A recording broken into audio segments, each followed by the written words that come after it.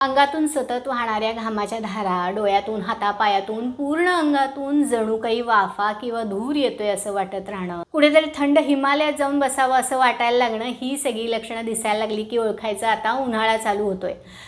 साधारणपणे होळी होते न होते तोच वातावरणातली उष्णता, वातावरणातला उकाडा वाढायला सुरुवात होते आणि सध्या तर ग्लोबल वॉर्मिंगमुळे एकंदरीत उष्णतामान हे वाढलेलं आहे।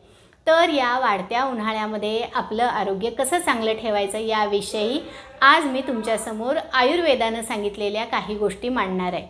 नमस्कार, मी डॉक्टर अक्षता सप्रे। मी गेली 15 वर्ष आयुर्वेदिक उपचार तज्ञ म्हणून काम करत आहे। एप्रिल, मे आणि जूनचा पहिला आठवडा साधारणपणे कडकडीत उन्हाळ्याचा मानला जातो।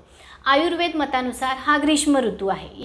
आपलं आरोग्य या दिवसामध्ये आणि नंतर येणाऱ्या पावसाळ्यात सुद्धा चांगलं कसं ठेवायचं ह्यासाठी आयुर्वेदानं ज्या काही गोष्टी सांगितल्या आहेत, ज्या काही हेल्थ टिप्स सांगितल्या आहेत ते आपण बघणार आहोत। आता यातली सगळ्यात पहिली हेल्थ टिप किंवा पहिला नियम जो आहे तो म्हणजे प्रखर सूर्यकिरणांपासून स्वतःचं संरक्षण करणं।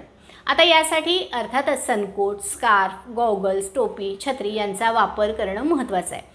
ज्या वेळेला प्रखर उन्हाची वेळ असेल त्यावेळेला गरज नसेल तर घराबाहेर पडणं शक्यतो टाळायला हवं। जर उन्हात जाणं आवश्यकच असेल तर मात्र पूर्ण खबरदारी घेऊन घराबाहेर पडावं। सोबत पाण्याची बाटली, खडी साखर, आवळा सुपारी, शक्य असेल तर सरबताची छोटी बाटली पण बरोबर घ्यायला विसरू नये। आता शरीरातलं पाण्याचं प्रमाण मेंटेन राहण्यासाठी द्रव पदार्थांचा वापर वाढवणं गरजेचं आहेच। मात्र या द्रव पदार्थांचा अतिरेक होणार नाही याची काळजी घ्यायला हवी। दिवसभर पाणीच एवढं पिलं गेलं की आता जेवायची भूकच राहिली नाही असा प्रकार होणार नाही याची काळजी प्रत्येकानं घ्यायला हवी। फक्त पाण्यापेक्षा लिंबू सरबत, आवळा सरबत, कोकम सरबत, पन्ह, ताक, पातळ लस्सी यांचा वापर आपण करू शकतो। ऋतूनुसार उपलब्ध फळांचाही या दिवसात अवश्य वापर करायला हवा। उन्हाळ्यामध्ये शरीरात जे काही पाण्याचं प्रमाण कमी झालेलं असतं ते वाढवण्यासाठी आणि उष्णता कमी करण्यासाठी सगळ्यात चांगली गोष्ट म्हणजे नारळ पाणी। आता नारळ पाणी कुणी प्यावं आणि शहाळं पाणी आणि नारळ पाणी यात काय फरक आहे याविषयी डिटेल सांगणारा एक व्हिडिओ मी यापूर्वीच पोस्ट केला आहे, तो पण तुम्ही नक्की बघा। तर मूळ मुद्द्यावर येऊया। या दिवसामध्ये उन्हाळ्यामध्ये नारळ पाणी प्यायला पण हरकत नाही।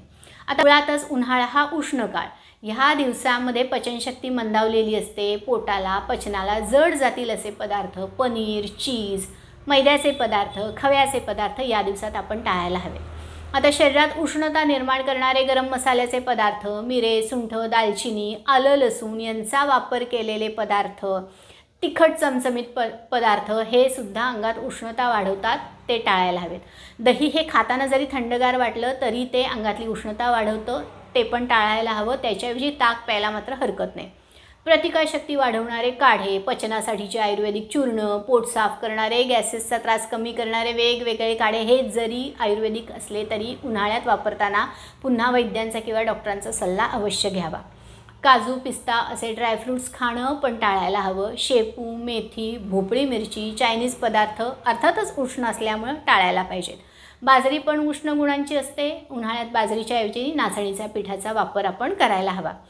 उन्हाळ्याचा कालावधी हा अल्पबलाचा म्हणजे या दिवसात मुळातच एनर्जी कमी झालेली असते, त्यामुळे या दिवसात आपल्याला आपली एनर्जी पुरवून वापरायला लागते।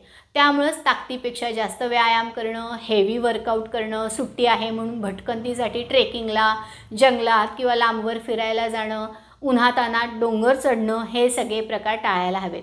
सुट्टीत नव्यानं सुरुवात म्हणून जिम सुरू करणं किंवा सूर्यनमस्कार आणि योगासनं शिकण्यासाठी सुट्टीचा मुहूर्त धरणं हे त्रासदायक ठरू शकतं।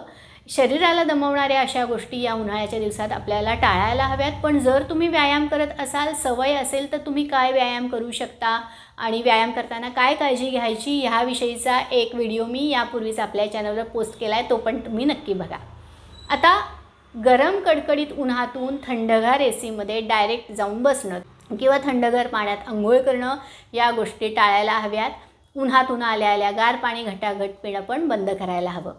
घरातलं वातावरण पुरेसं थंड ठेवण्यासाठी घराच्या आजूबाजूला हिरवी झाडं असणं आवश्यक आहे। घर परिसर जर छोटा असेल तर उपलब्ध जागेत, गॅलरीत, खिडकीत आपण हिरव्यागार वेली असणारी झाडं लावून थोडाफार गारवा नक्कीच तयार करू शकतो।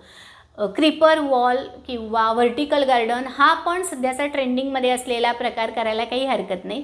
खिडक्यांना वाळ्याचे पडदे लावणं हा पूर्वीच्या काळी घर थंड ठेवण्याचा खूप चांगला मार्ग होता. सध्या वाळ्याचे पडदे नाहीत, पण निदान खिडकीतून ऊन खूप जास्त प्रखर येत असेल आणि त्यामुळे आपल्या खोल्या गरम होत असतील तर रेग्युलर पडद्यांच्या सोबत जाड कापडाचे पडदे खिडक्यांना ॲडिशनल लावणं हा पण घरात येणारी उष्णता रोखण्याचा एक चांगला पर्याय आहे.